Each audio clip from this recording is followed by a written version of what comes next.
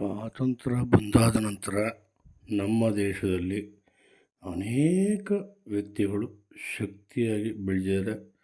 ಅವ್ರಿಗೆ ದೇಶದ ಎಲ್ಲ ರೀತಿಯ ಅವಾರ್ಡ್ಗಳು ಅಂತಂದರೆ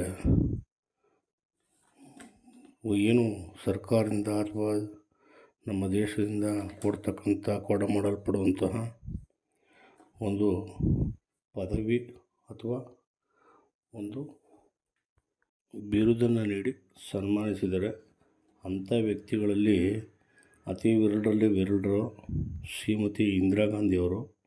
ಇವರು ಪ್ರಿಯದರ್ಶಿನಿ ಅವಾರ್ಡ್ ತಗೊಂಡಿದ್ದಾರೆ. ಹಾಗೆ ಲೋಕಮಾನ್ಯ ತಿಲಕ್, ಬಾಲಗಂಗಾಧರ ತಿಲಕ್ ಅಂತೇಳಿ ಇವರು ಲೋಕಮಾನ್ಯ ಅನ್ನೋವಂಥದ್ದು ಒಂದು ಹೆಸರು ತಗೊಂಡಿದ್ದಾರೆ. ಹಾಗೆ ಸುಭಾಷ್ ಚಂದ್ರ ಬೋಸ್ ಅವರು ನೇತಾಜಿ ಅನ್ನುವಂಥ ಹೆಸರು ತಗೊಂಡಿದ್ದಾರೆ. ನೇತಾಜಿ ಸುಭಾಷ್ ಚಂದ್ರ ಬೋಸ್ ಅಂದ್ರೇ ಅರ್ಥ ಆಗುವಂಥದ್ದು. ಹಾಗೆ ದಿವಂಗತ ಲಾಲ್ ಬಹದ್ದೂರ್ ಶಾಸ್ತ್ರಿ ಅವರು ಶಾಂತಿ ದೂತರು. ಇವರು ಶಾಂತಿಯಿಂದಲೇ ಎಲ್ಲ ಕೆಲಸವನ್ನು ಮಾಡ್ತಿದ್ದರು, ಹಾಗಾಗಿ ಶಾಂತಿ ದೂತರು. ಹಾಗೆ ಸರ್ದಾರ್ ವಲ್ಲಭಭಾಯಿ ಪಟೇಲ್ ಇವರು ಭಾರತದ ಉಕ್ಕಿನ ಮನುಷ್ಯ ಅಂತಲೇ ಹೆಸರಾಗಿದ್ದರು. ಹಾಗೆ ಜವಾಹರ್ಲಾಲ್ ನೆಹರು ಮಕ್ಕಳನ್ನು ಕಂಡ್ರೆ ಭಾಳ ಇಷ್ಟ, ಹಾಗಾಗಿ ಚಾಚಾ ನೆಹರು ಅಂತ ಕೂಡ ಕರಿತಾಯಿದ್ರು ಇವ್ರನ್ನ.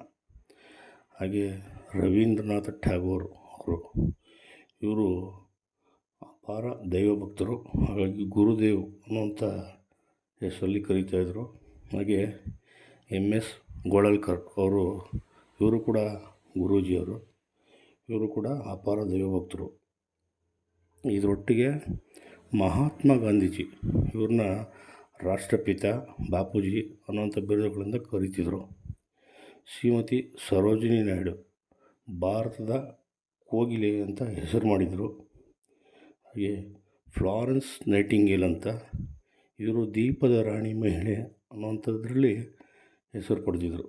ಹಾಗೆ ಅಬ್ದುಲ್ ಗಫಾರ್ ಖಾನ್ ಗಡಿನಾಡ ಗಾಂಧಿ ಅಂತ ಹೆಸರು ತಗೊಂಡಿದ್ರು.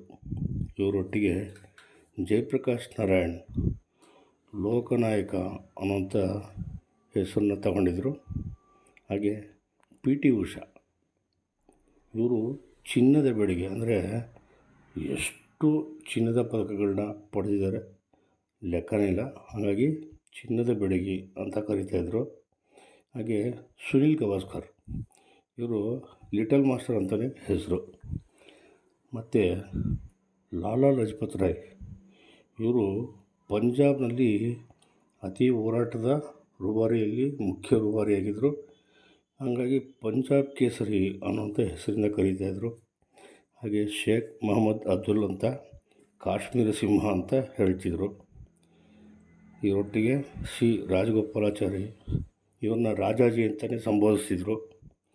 ಹಾಗೆ CF ಆ್ಯಂಡ್ರೋಸ್ ಇವರನ್ನು ದೀನಬಂಧು ಅಂತೇಳಿ ಕರೀತಿದ್ರು. ಹಾಗೆ ಟಿಪ್ಪು ಸುಲ್ತಾನ್ ಇವ್ರಿಗೆ ಮೈಸೂರಲ್ಲಿ ಅನ್ನುವಂಥದ್ದು ಬಿರುದು ಬಂದಿತ್ತು.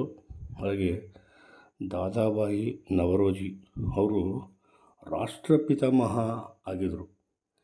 ಇದೆಲ್ಲ ಯಾಕೆ ವಿಷಯ ಹೇಳ್ತಾ ಇದ್ದೀನಿ ಅಂತಂದರೆ, ತಿಳ್ಕೊಳ್ಬೇಕಾಗಿರುವಂಥದ್ದು ನಾವು ಬೇಕಾದಷ್ಟಿದೆ. ಸಾಗರ ತಿಳಿಯೋದಕ್ಕೆ ನಾವು ಕಲ್ತಿರೋದು ಕೇವಲ ಕೆರೆ ಕುಂಟೆಗಳಷ್ಟೇ. ಹಾಗೆ ರವೀಂದ್ರನಾಥ ಟ್ಯಾಗೋರ್ ಅವರು ರಾಷ್ಟ್ರಕವಿ ಅನ್ನೋಂಥ ಬಿರುದನ್ನು ಹೊಂದಿದರು.